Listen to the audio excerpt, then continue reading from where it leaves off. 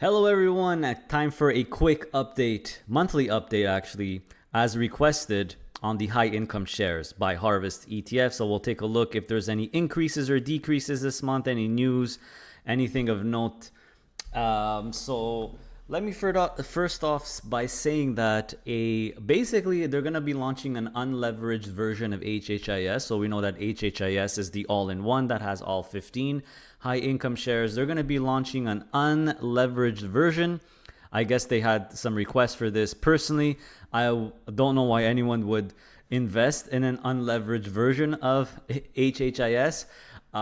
Maybe some of their financial advisors that they work with have clients who are not comfortable with the leverage. But I, of course, personally, as you all know, I've said it many times, I would always go with a 25% leverage version of a covered call ETF, especially if you're just going to hold it long term. Why not? You're just going to get better yield and most likely better performance over time, right? So the distributions have been declared, and guess what, everyone? It is status quo. So there are no increases, there are no decreases. So HHIS, of course, is the first one I always look at, the all-in-one, which I have a crap load of. Community favorite, of course, still at 25 cents. So last couple of months, they've been increasing their AMD, Broadcom, Netflix, but they've all been declared same as last month. And the Apple one, I think, is the first distribution. So the Apple, obviously, it's not a very volatile stock, so they declare the same amount as a Google. Costco is the lowest one, of course, out of the bunch. For Tesla, it's still 25 cents. So Tesla one has not been touched as well. And a little bit surprising to me is the MSTE one.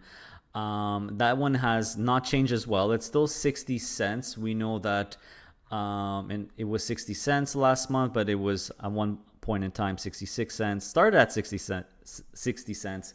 Then it went to 66. Now it looks like they've managed to keep it at 60 cents, which it's a surprise to me. The reason why I say that is because MSTR or the strategy stock is actually losing its volatility. It's not as volatile as it used to be. You see that used to be much, much higher than 50.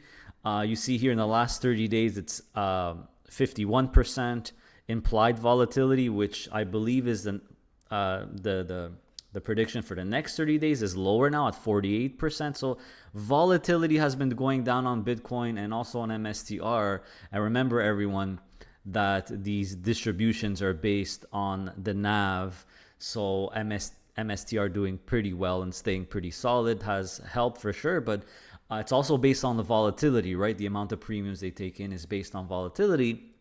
And I did speak to Michael Kovacs, by the way, and they said, in terms of Tesla, that they had lowered it a few times. He told me that Harvest, although they can push the covered call coverage up to 50% on any of these, they're allowed to.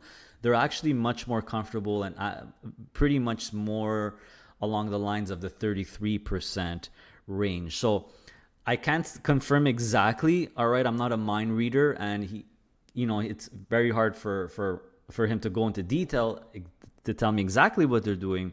But I have a feeling that they would rather, or Harvest would rather, reduce the distribution if they have to, if volatility falls, for example, instead of pushing the coverage to 50%. That's just my opinion from the conversations I've had with Michael Kovacs. I think they want to really sit near the 33% coverage range and not push to 50 unless they really, really, really have to. But I think they do more along the lines of 33%. So it's a pleasant surprise. I mean, I was expecting maybe a small decrease for MSTE, but they declared it at 60 cents. So everything is status quo, everyone.